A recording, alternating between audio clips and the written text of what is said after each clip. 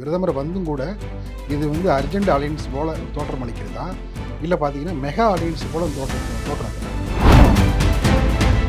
நான் வந்து பிஜேபி கூட்டணியே வேணாம்னு சொல்ல தெரியல. இப்போ ஆரம்பத்தில் சொன்னார், போன இதில் சொன்னார். ஆனால் இப்போ அப்படி சொல்லலை. ஏன்னா அவரும் சிக்கியிருக்காரு. அதனால அவர் இது மறுக்கவும் மாட்டேங்கிறார். இது வேகமாக வந்தோம், நாங்கள் உப்புமா கட்டி கொண்டு கொடுத்துட்டு போகிறோம், மிச்சம் இருக்க வரைக்கும். ஏன்னா இவங்களும் வெளியே போயிடக்கூடாது. நாங்கள் வந்து இப்படி அறிவிச்சிட்டோம்னா நீங்கள் வெளியே போக முடியாது, நீங்கள்லாம் இந்த பேனரில் வந்துட்டீங்கப்பா, அதான் கட்டம் கட்டிட்டோம், இது வெளியே போக முடியாது அப்படிங்கிறதுக்காக சொல்கிறதுக்காக தான் இது. ஏன்னா நாளைக்கு டிடிவி திடீர்னு எனக்கும் எடப்பாடிக்கும் ஒத்து வராதுன்னு கூட வெளியே போயிடுவார். 2001 திமுக பாஜக கூட்டணியில் எல்லாருமே இடம்பெற்ற அதே போன்ற ஒரு வர்ண ஒரு தோற்றம் இப்போ வந்து அதிமுக பாஜக கூட்டணியில் இடம்பெறுதா? தான் காலி பெருங்காய டப்பா தாங்கிறது அவங்களுக்கு புரியவே இல்லை. இன்னும் வரைக்கும் வந்து நான் எங்களுக்கான செல்வாக்கு நிறையா இருக்குன்னு நினைக்கிறாங்க. அதுதான் கரெக்டான பாயிண்ட் வந்து. ஆமாம், இந்த விஷயத்தை வந்து அவங்க உணர்ந்தாலே அண்ணே வாங்கினே துண்டு போட்டு வச்சுருக்கோம், நீங்கள் சீக்கிரமாக வந்துடுங்க, வேறு யாராவது எடுத்துகிட்டு போயிருப்பாங்க துண்டை, நீங்கள் வந்தால் தான் ஒரு எம்எல்ஏவாக தாப்புவீங்க. அவர் 3 முறை முதலமைச்சர் இருந்தவர், இப்போ அவருக்கு போய் துண்டு போட்டு வச்சுருக்காங்கன்னு சொல்கிறீங்க, என்ன அது?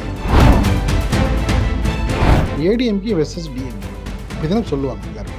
அப்படி இப்போ அந்த ஏடிஎம்கே வெர்சஸ் டிஎம்கேங்கிறத மாற்றிட்டு பிஜேபி வெர்சஸ் டிஎம்கே அப்படின்னு அதை கொண்டு வரதுக்கு அவ்வளவு எளிதாக நடந்துருமா? எளிது இல்லை. ஆனால் ஒருவேளை கட்சியை வந்து இந்த முறை தேர்தலில் நிற்கல, தள்ளி வைக்கிறேன்னு கூட சொல்லிடுவாரோ விஜய் அப்படிங்கிற மாதிரியான ஒரு டாக்கும் போயிட்டே இருக்கு. ஏன்னா டிவிகே வந்து ரொம்ப சைலண்ட் மோடில் இருக்கு. திமுகவோட கூட்டணி இப்படி இருக்கு, அதிமுகவோட கூட்டணி வந்து இவ்வளவு கீழே தான் இருக்கு. ஏன்னா அங்கிருந்து யாரும் வரல, ஆனால் அதுக்கான முயற்சிகள் எடுக்கப்பட்டுச்சு.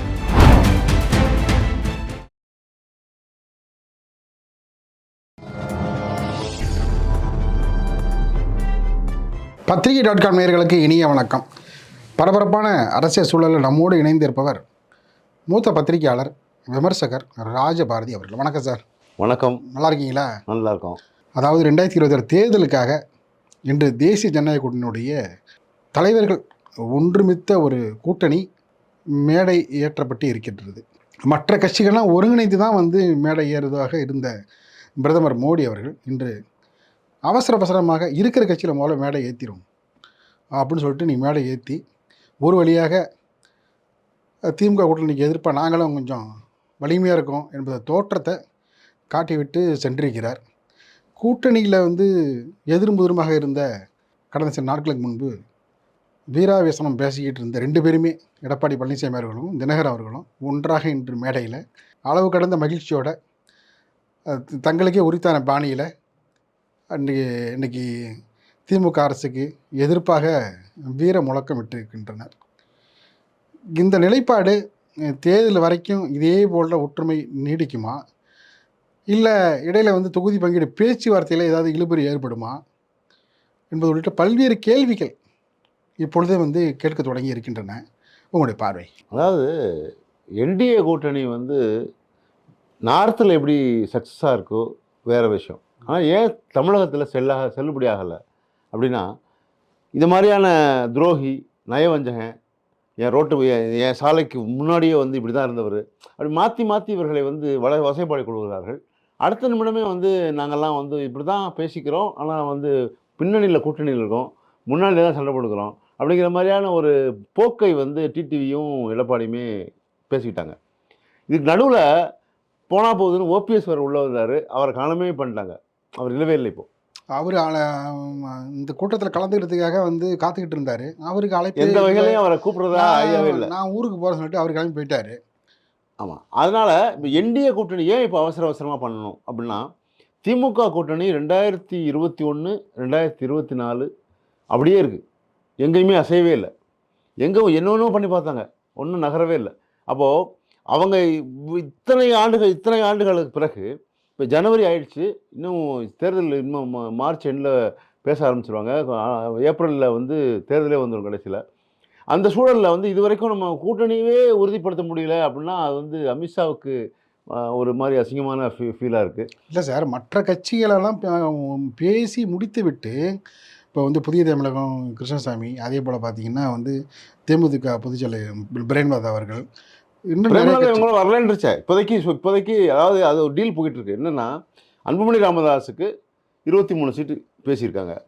அப்போது இந்த மாதிரி சொல்லுது, நான் அவருக்கு முன்னாடி நான் கட்சி வச்சுருக்கேன், அப்போ எனக்கு 25 ஒரு சீட்டாக எக்ஸ்ட்ரா கொடுத்தா தான் வருவேன் அப்படிங்கிறாங்க இந்த அம்மா. இல்லை, பாட்டாளி மக்கள் கட்சி பிறகு தானே தேமுதிக உதயமானது. 2006 தேமுதிக. விஜயகாந்துக்கான செல்வாக்கு அப்படி இருக்குன்றாங்க. பூத் கமிட்டி லெவலில் நாங்கள் வந்து இன்னமும் ரொம்ப கரெக்டாக இருக்கோம். அதனால் இன்றைக்கி வந்து அன்புமணி ராமதாஸ் வரும், ராமதாஸ் மட்டும் இவரோட சேர்ந்து இல்லை, பாட்டாளி மக்கள் கட்சி உடஞ்சி கிடக்கு. அப்போ அவருக்கே 23 கொடுக்குறீங்கன்னா இல்லை இல்லை, அதாவது பார்த்தீங்கன்னா அவங்க சொல்கிறது பார்த்தீங்கன்னா முற்றிலும் வந்து ஏற்கக்கூடிய விஷயம் இல்லை. இவங்க வந்து பிரிந்து இருந்தாலும் பார்த்தீங்கன்னா இவங்களுக்கு ஒரு வாக்கு வங்கி இருக்குல்ல. இல்லை, ராமதாஸ் இப்படி எப்படியும் வந்து எதிர்த்து வேட்பாளர் டிபார்ட் வரல, அப்போ வந்து அதுக்கான ஓட்டை பிரிப்பாங்கல்ல. அப்போது இந்த சூழலில் கூட எங்கள் ஓட்டு பிரியாமல் இருக்குது, தேமுதிக வந்து அவ்வளோ ஸ்ட்ராங்காக இருக்கும்னு அவங்க நம்புகிறாங்க.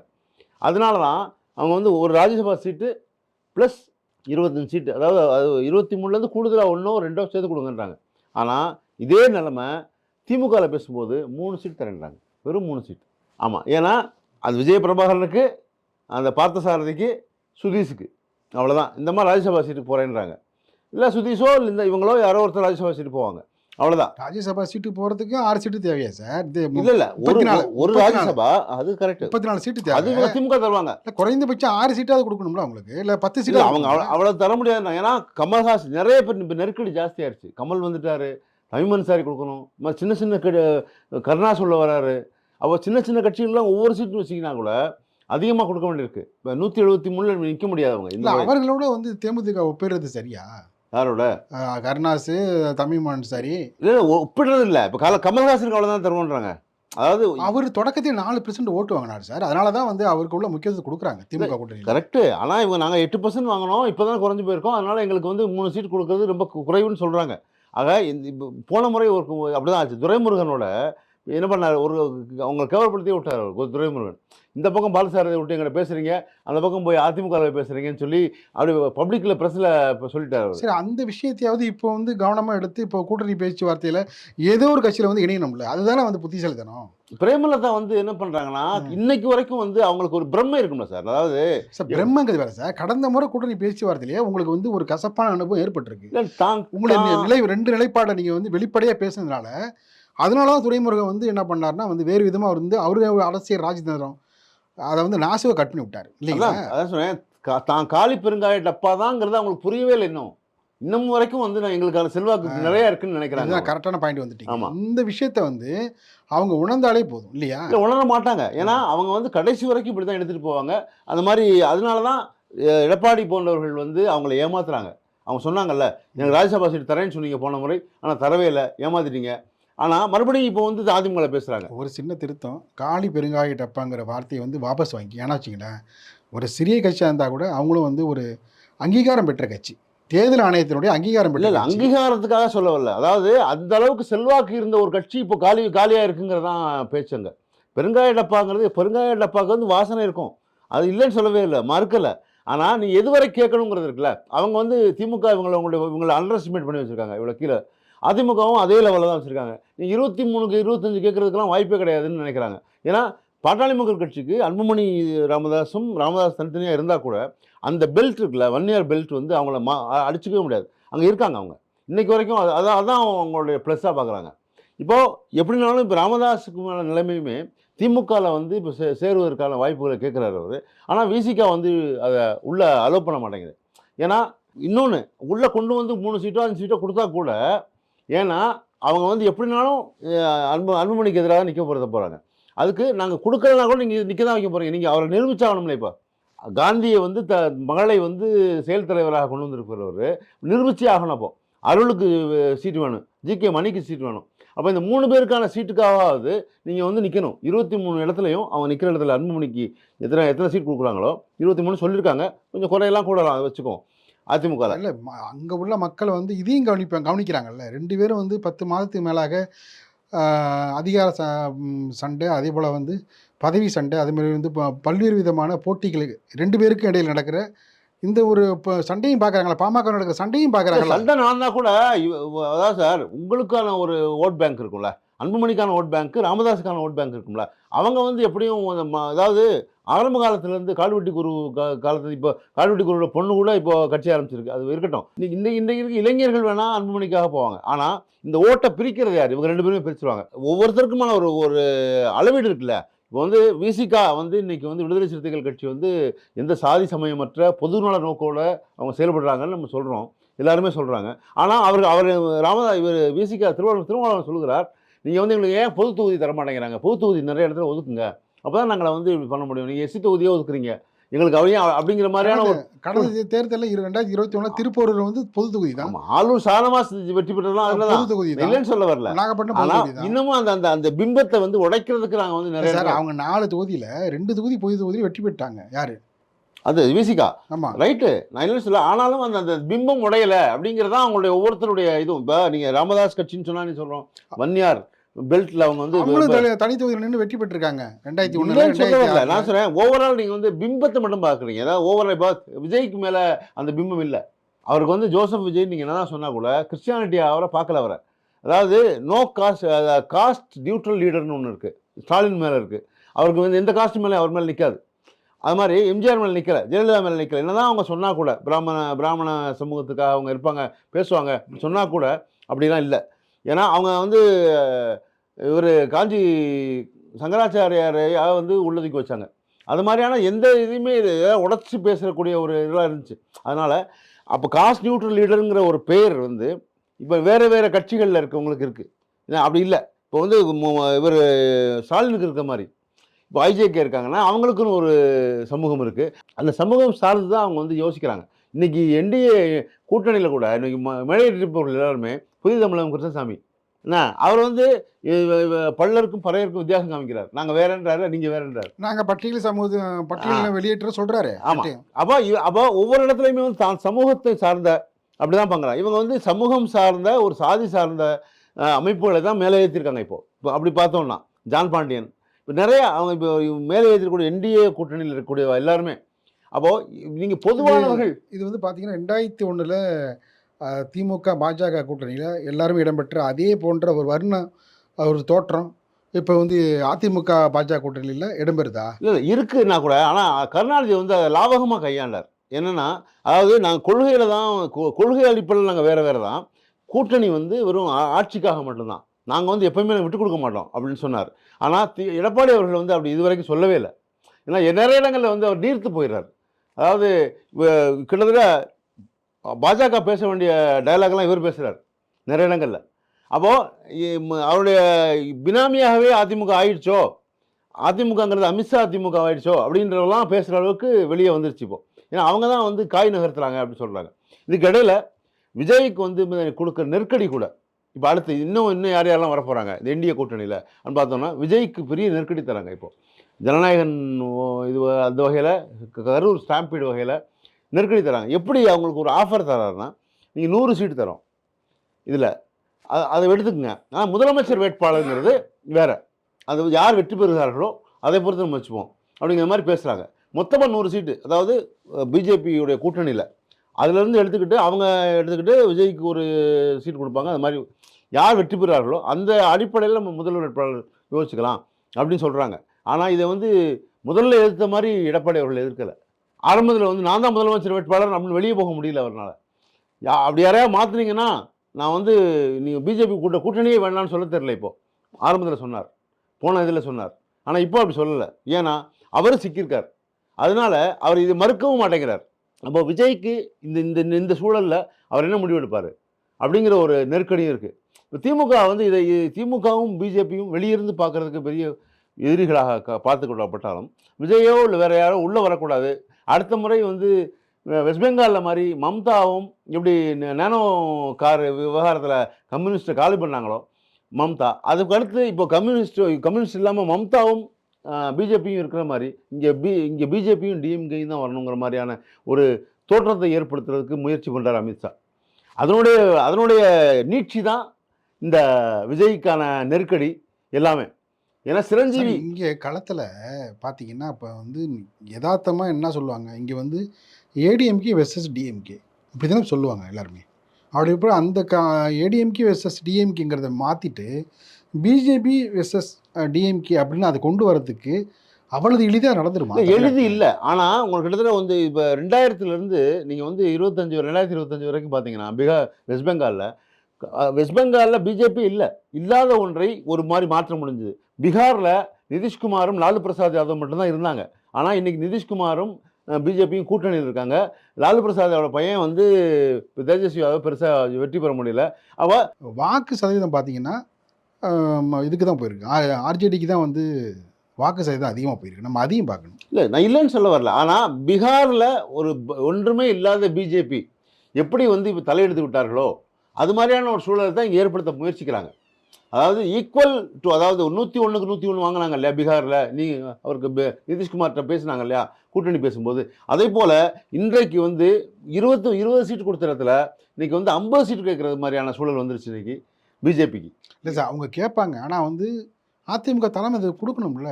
இல்லை, கொடுக்கறதுக்கான சின்ன சூழல் இருக்க தானே செய்கிறது. அதாவது தடுக்க முடியல அவங்கள. இப்போ வந்து அண்ணாமலை போன்றவர்கள் நாங்கள் கட்சி வளர்த்துட்டோம். ஏன்னா இன்னொன்று உங்களுக்கு ஆள் இருக்கு. இப்போ காங்கிரஸ்கிட்ட கேட்குறாங்கல்ல, உங்களுக்கு வந்து நாங்கள் இத்தனை சீட்டு கொடுத்தா உங்களுக்கு நிற்க வைக்கிறதுக்கு வேட்பாளராக இருக்காங்களா அப்படின்னு கேட்பாங்க. அதிகமாக கொடுத்தா 63 சீட்டு வாங்கும்போது எத்தனை பேர் ஜெயிச்சிங்க அப்போது 2011 அப்படின்னு ஒரு கேள்வி வந்துச்சு. பி சிதம்பரம் வந்து மேலே ரைடு நடக்கும்போது கீழே கருணாநிதி கூட அவர்களுடைய பேசி 63 சீட்டு வாங்கினார். இதில் என்ன வெற்றி பெற்றாங்கன்னு பார்த்தோம். ஆனால் பிஜேபியில் அப்படி இல்லை. ஆட்கள் நிற்கிறதுக்கும் அவங்களுக்கு பணபலமும் இருக்குது. அவங்க வந்து பூத் கமிட்டி லெவலில் அவங்க வந்து செயல்படுறதுக்கு தயாராகவும் இருக்காங்க. அப்போது அவங்க என்ன நினைக்கிறாங்கன்னா, அதிமுகவுக்கு ஈக்குவலாக நம்ம வளர்ந்துக்கிட்டு இருக்கோம்னு நினைக்கிறாங்க. அது அவங்களுடைய அது அதிகபட்சமான மிகைத்த ஒரு இதாக கூட இருக்கலாம். இல்லைன்னு சொல்ல வர கிராமத்தில் சொல்லுவாங்க, நினப்பு வந்து பொழப்ப கெடுக்கும்பாங்க. அந்த ஒரு சொல்லாடலை வந்து எல்லா கட்சிகளுக்குமே வந்து பொருந்தும் சார். அதாவது களத்தில் வந்து நாம் வந்து இன்னும் செல்ல வேண்டிய தூரம் அதிகம் அப்படின்னு நினச்சி சுய பரிசோதனை செஞ்சு களத்தில் உள்ள ரியாலிட்டி என்னவோ அது தகுந்த மாரி நம்ம வந்து இல்லை. ஆனால் நீங்கள் சொல்கிறது சரி இருக்கலாம். ஆனால் 2021 4 எம்எல்ஏக்கள் பெற்று விட்டார்கள் பிஜேபி. இந்த முறை டபுள் டிஜிட்டில் வந்துருவோங்கிற ஒரு பெரிய நம்பிக்கையில் கேட்குறாங்க.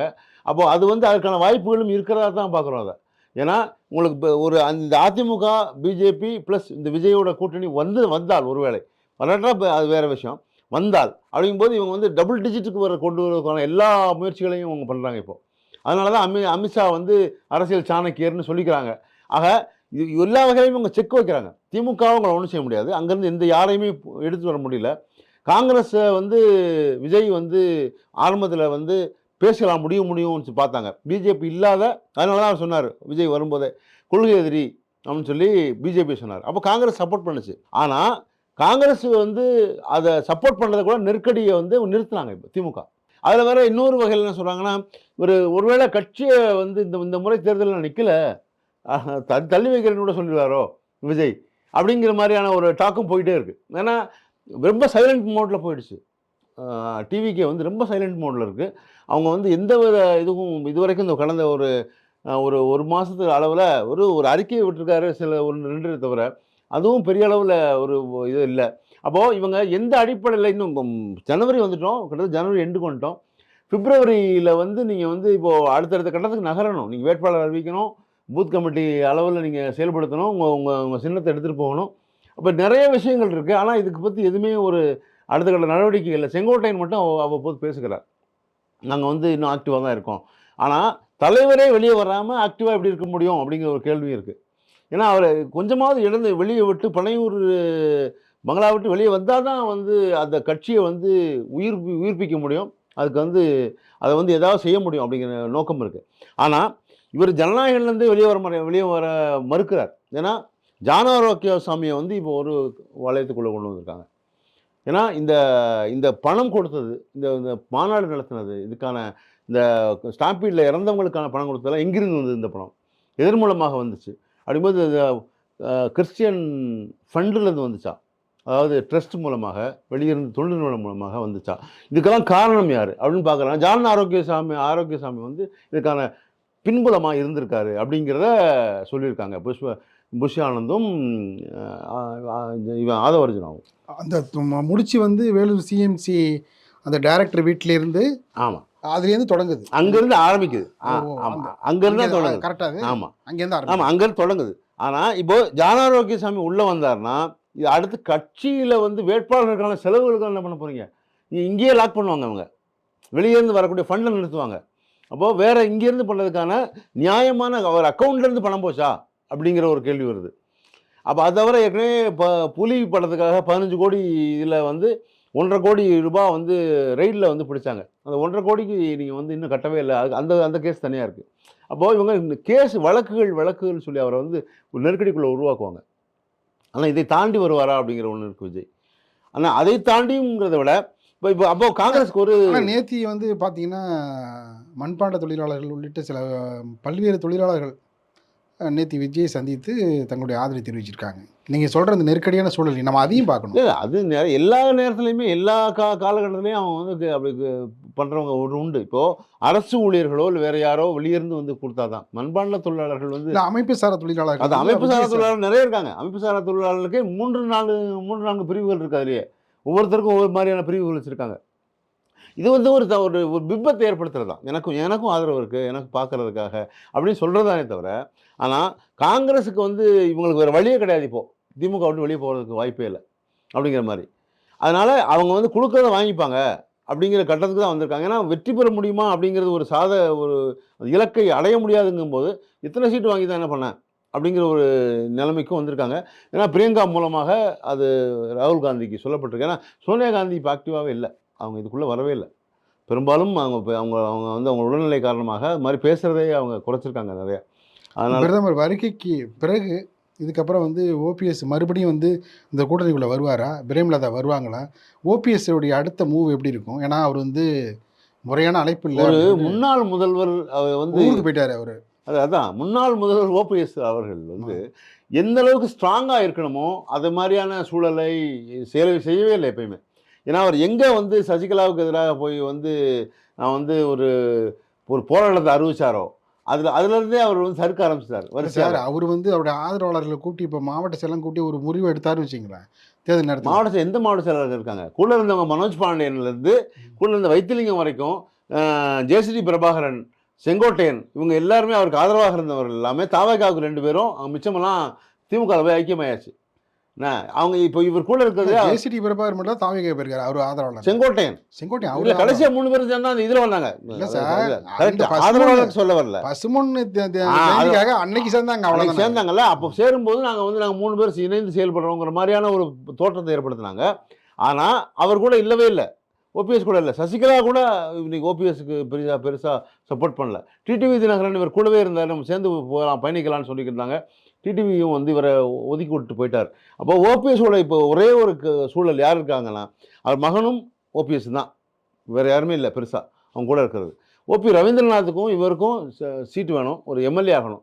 எம்எல்ஏக்கு ஆகிறதுக்கான ஒரே வழி இப்போ வந்து விஜயிலையோ யாருக்கூடையோ போய் சேர்ந்தா கூட வெற்றி பெறுவதற்கான சாத்தியக்கூறுகள் ரொம்ப கம்மி. அதனால் அவங்க என்ன சொல்லியிருக்காங்கன்னா, இங்கேருந்து இவர் கூட இருந்து அங்கே போனேன் எல்லாருமே, அதாவது ஏடிஎம்கேலேருந்து சுப்புரத்தினத்துலேருந்து எல்லோரும் இப்போ இவருடைய கூட இருந்தவங்க எல்லாருமே, ஆனால் வாங்கினே துண்டு போட்டு வச்சுருக்கோம், நீங்கள் சீக்கிரமாக வந்துடுங்க, வேறு யாராவது எடுத்துகிட்டு போயிட போகிறாங்க துண்டை, நீங்கள் வந்தால் தான் ஒரு எம்எல்ஏவாக தாப்புவீங்க. அவர் 3 முறை முதலமைச்சர் இருந்தவர், இப்போ அவருக்கு போய் துண்டு போட்டு வச்சுருக்காங்கன்னு சொல்கிறீங்க, என்ன அது? இல்லை அவ்வளோதானே இருக்குது, வேறு எங்கே போய் அவர் எம்எல்ஏ ஆகிறதுக்கான வாய்ப்பு இருக்குது? எங்கே இருக்குதுன்னு சொல்லுங்கள் சார். ராமநாதபுரத்தில் நின்று தனியாக எத்தனை லட்சம் ஓட்டு வாங்கினார் சார்? வாங்கிக்கிறாங்க. ஆனால் சுயேட்சை 2வது இடம் தானே. நீங்கள் வந்து வெற்றி தானே, உங்களுக்கு வெற்றி வாய்ப்பு இழந்து விட்டார். அதிமுக பின்னுக்கு தள்ளினார்ல, நம்ம அதை பார்க்கணும்ல. இருக்கலாம், அதான் சொல்கிறேன். அவருக்கு செல்வாக்கு இருக்குங்கிறதுனால தான் அதுக்கே கூப்பிட்டு வைக்கிறாங்க, துண்டு போட்டு வைக்கிறதுக்குள்ள.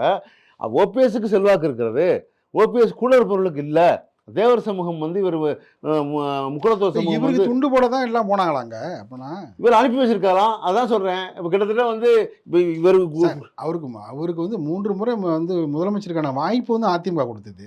அப்படிங்கிறப்ப இவர் எப்படி சார் அனுப்பி வைப்பாங்க? இல்லை எடப்பாடி கூப்பிட மாட்டேங்கிறாங்க, எங்கேயுமே கூப்பிட மாட்டேங்கிறாங்க. யாருமே அழைக்காத அழைக்கல, நாளைக்கு அழைக்கலாம்ல, அதுக்காக காத்துட்டு இருக்காரு. சரி, காத்திருந்தாலும் எப்போ காத்திருக்க போறீங்க? இப்போ வந்து இப்போ நான் சொல்கிறேன், சின்ன சின்ன கட்சிகள் சார் ஒரு விஷயத்தில் சார் எல்லாருமே வந்து போயிட்டு சேர்ந்துட்டு இருக்காங்க. இவர் மட்டும் வந்து பொறுமையாக இருக்கிறாரா, அந்த பொறுமைக்கு மதிப்பு கொடுக்க வேண்டியது அப்படின்னு வந்து எல்லாரும் பார்ப்பாங்கல்ல. போன முறையும் கொடுக்குறதான், எடப்பாடியை பக்கத்தில் வச்சு தான் பெருமையாக பேசினார் மோடி அவர்கள்.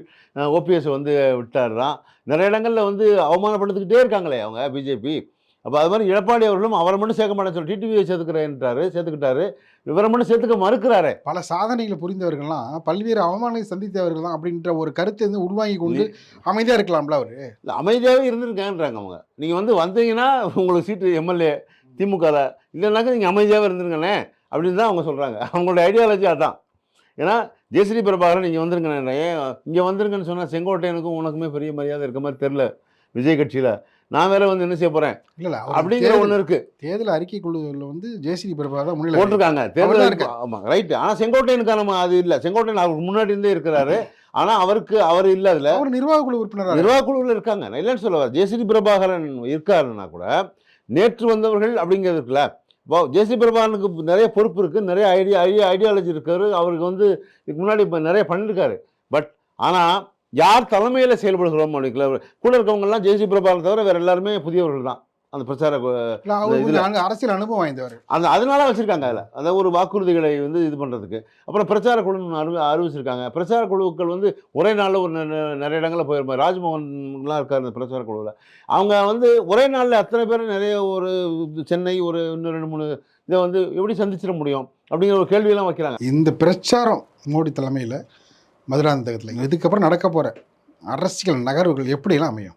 மோடி அவர்கள் வந்து இன்றைக்கி வந்து கொடுத்துருக்கிறது வந்து ஒரு நாங்களும் ஒரு எதிர்க்கட்சி அப்படிங்கிற ஒரு பெரிய பிம்பத்தை எடுத்து வந்திருக்காரு. இல்லைன்னு சொல்ல வரல. ஆனால் 170 சீட்டு வந்து கிட்டத்தட்ட திமுகவுடைய எய்மாக இருக்காங்க. 234 தொகுதியில் 170 சீட்டு வந்து நாங்கள் வந்துடுவோம்னு நினைக்கிறாங்க.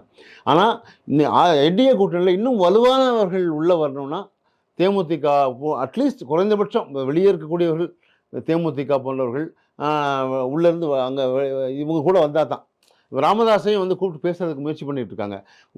ஒரே இதில் வந்துடும், நீங்களும் வாங்கிக்கிங்க, சீட்டு வாங்கிக்கிங்க, அவங்களும் கொடுக்குறோம், தொகுதி பிரிச்சுக்கலாம் அப்படிங்கிற மாதிரி. ஏன்னா இது நம்ம பிரிஞ்சு பார்க்க வேணாம்னு நினைக்கிறாங்க. அப்படி வரும்போது ஒரு 60-70 சீட்டுக்கு வர்றதுக்கான வாய்ப்புகள் இருக்குதுன்னு நம்புகிறாங்க. ஆனால் இந்த பக்கம் இப்படி பார்க்கும்போது இது இந்த லெவலில் இருக்குது. திமுகவோட கூட்டணி இப்படி இருக்குது, அதிமுகவோட கூட்டணி வந்து இவ்வளோ கீழே தான் இருக்குது. ஏன்னா அங்கேருந்து யாரும் வரல. ஆனால் அதுக்கான முயற்சிகள் எடுக்கப்பட்டுச்சு. காங்கிரஸை வெளியெடுத்து வர சொல்கிறதுக்கு விஜய் எடுத்து வந்தாங்கன்னா, ஒருவேளை 2016 தேர்தலில் 3வது மக்கள் நல கூட்டணி வந்த மாதிரி தேமுதிக இவங்கெல்லாம் வந்தாங்களே, கம்யூனிஸ்ட் எல்லாம், அது மாதிரி யாராவது ஒருத்தர் வெளியே வந்துடுவாங்கன்னு பார்த்தாங்க. ஆனால் யாரும் வெளிவருவதற்கான எந்த ஒரு சூழலுமே இல்லை. குறைவாக கொடுத்தாலும் கூட திமுக வந்து குறைவாக தான் கொடுக்கும். ஆனால் கொடுத்தா கூட வெளிவருவது தயாராக இல்லை. இன்றைய நிலவரப்படி ஆமாம், இது காலந்தாம்பல் சொல்லணும். இல்லை இன்றைய நிலவரப்படி இப்போ பிரதமர் வந்தும் கூட இது வந்து அர்ஜென்ட் அலையன்ஸ் போல் ஒரு தோற்றம் அளிக்கிறதா, இல்லை பார்த்தீங்கன்னா மெகா அலையன்ஸ் போல் தோற்றம் இருக்கா? இது வந்து அவசரத்துக்கு போட்ட ஜுகல்பந்தி மாதிரி தான். அதாவது வேகமாக வந்தோம், நாங்கள் உப்புமா கட்டி கொண்டு கொடுத்துட்டு போகிறோம், மிச்சம் இருக்க வரைக்கும். ஏன்னா இவங்களும் வெளியே போயிடக்கூடாது. நாங்கள் வந்து இப்படி அறிவிச்சிட்டோம்னா நீங்கள் வெளியே போக முடியாது, நீங்கள்லாம் இந்த பேனரில் வந்துட்டீங்கப்பா, அதெல்லாம் கட்டம் கட்டிட்டோம், இது வெளியே போக முடியாது அப்படிங்கிறதுக்காக சொல்கிறதுக்காக தான் இது. ஏன்னா நாளைக்கு டிடிவி திடீர்னு எனக்கும் எடப்பாடிக்கும் ஒத்து வராதுன்னு சொல்லி கூட வெளியே போயிடுவார். ஏன்னா அப்படி போயிடக்கூட எப்போ வேணாலும் போகலாம். ஆனால் இது வந்து ஒரு கட்டம் கட்டிட்டோம்ல, நாங்கள் வந்துட்டோம்ல, உள்ளே வந்துட்டோம்ல அப்படிங்கிறது தான். இப்போ தேமுதிகவுக்கான ராமதாஸுக்கான பேச்சு மட்டும் தான் இருக்குது. வேறு எந்த கட்சியும் வெளியே இல்லை. தேமுதிகவும் ராமதாஸை தவிர வேறு கட்சிகள் இல்லவே இல்லை. அப்போ இதை தாண்டி நீங்கள் வேறு யாரையும் கூப்பிட முடியாதுன்னு ஒரு 2 ஏசிஎஸ் போன்றவர்கள், ஐஜேகே போன்றவர்கள்லாம் ஆல்ரெடி வந்துட்டாங்க உள்ள. வந்தவர்களை வந்து பேச்சு இல்லை. அப்போ வெளியே இருக்க கட்சின்னா இது மட்டும்தான்.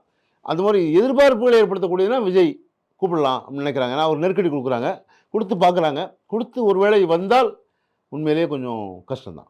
திமுகவா அதிமுகவா கூட்டணியா அப்படிங்கிறது கஷ்டம்தான். விஜயும் சேர்ந்து விட்டால், விஜய் சேரலைன்னா சாலிடாக திமுகக்கான வாய்ப்பு நிறைய இருக்குது. ஆனால் கொஞ்சம் என்ன மார்ஜின் வேற குறைவாக இருக்கலாம். ஏன்னா அதை தாண்டி வேறு வழி இல்லை. நிகழ்ச்சி பங்கிட்டு பலர் கருத்தில் தெரிவித்தமைக்கு இதையும் இணைந்து இடையே நன்றி சார். வணக்கம், தேங்க்யூ.